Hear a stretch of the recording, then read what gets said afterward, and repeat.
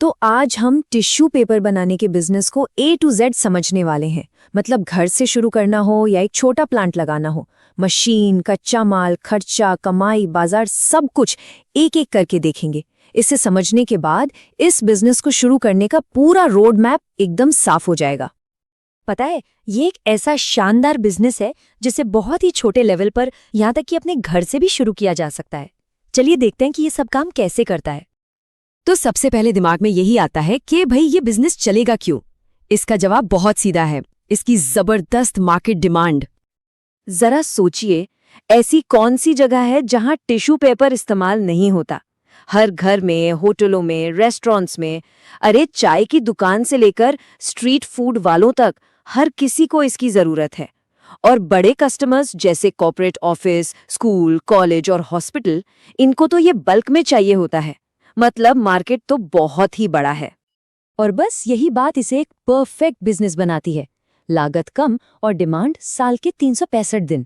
ये एक ऐसा प्रोडक्ट है जिसकी जरूरत कभी खत्म ही नहीं होती, इसलिए इसमें प्रॉफिट भी लगातार बना रहता है।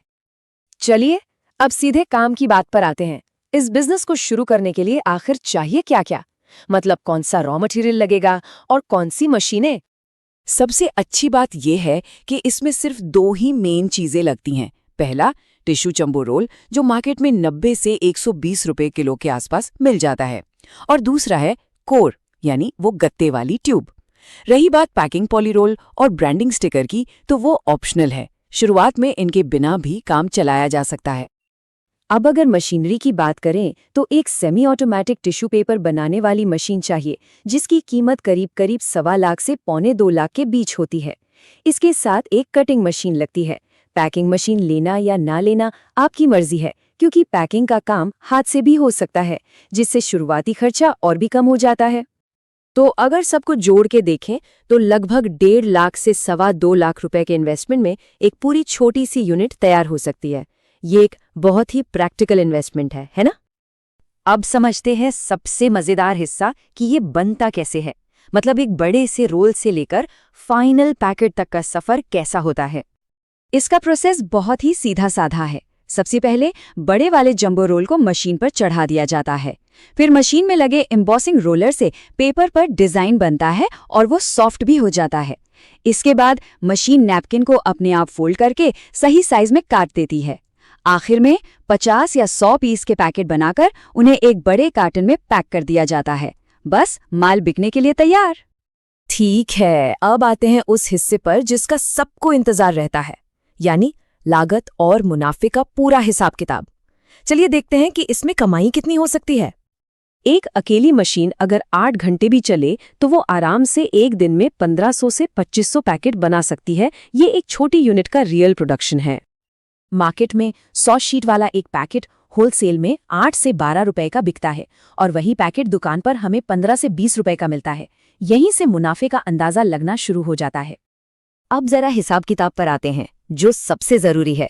देखिए, मान लेते हैं कि 40 किलो का जंबो रोल आया 4000 रुपए का। उससे बने करीब 260 पैकेट।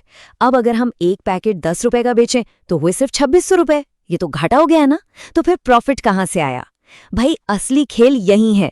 मशीन की सही सेटिंग, पेपर की प्लाई का मैनेजमेंट और वेस्टेज को कंट्रोल करके असल में आउटपुट कहीं ज्यादा निकलता है। और जब हम इसमें से लेबर, बिजली जैसे सारे खर्चे निकाल देते हैं, तब भी आराम से 30 से 35% का नेट प्रॉफिट मार्जिन हाथ में आता है।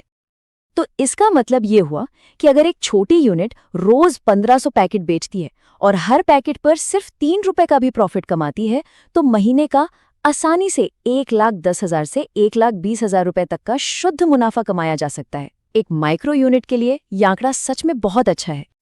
चलिए, प्रोडक्ट तो बन गया, प्रॉफिट भी समझ आ गया। अब 2 जरूरी चीजें बची हैं, मार्केटिंग और कानूनी काम। मतलब माल बेचना कहाँ है और कौन कौन से लाइसेंस लगेंगे।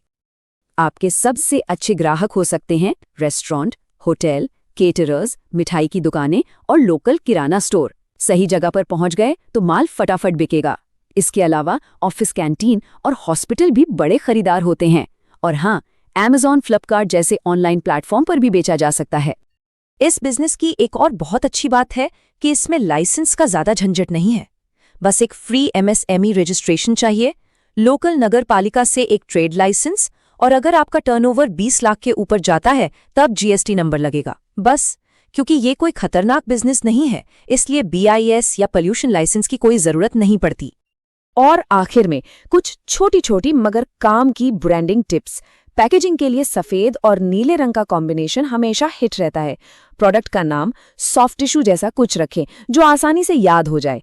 पैकेट पर जीएसएम, प्लाई और शीट की गिनती साफ साफ लिखें। एक बारकोड लगाने से प्रोडक्ट प्रोफेशनल लगता है। और डिजाइन हमेशा अच्छा और साफ सुथरा रखें। तो ये थी टिश्यू पेपर बनाने के बिजनेस की पूरी कहानी, शुरू से आखिर तक। अब आप बताइए, अगला ऐसा कौन सा कम लागत वाला मैन्युफैक्चरिंग बिजनेस आइडिया है जिसके बारे में सब कुछ जानना चाहेंगे? अपने आइडियाज हमें कमेंट्स में जरूर बताइएगा।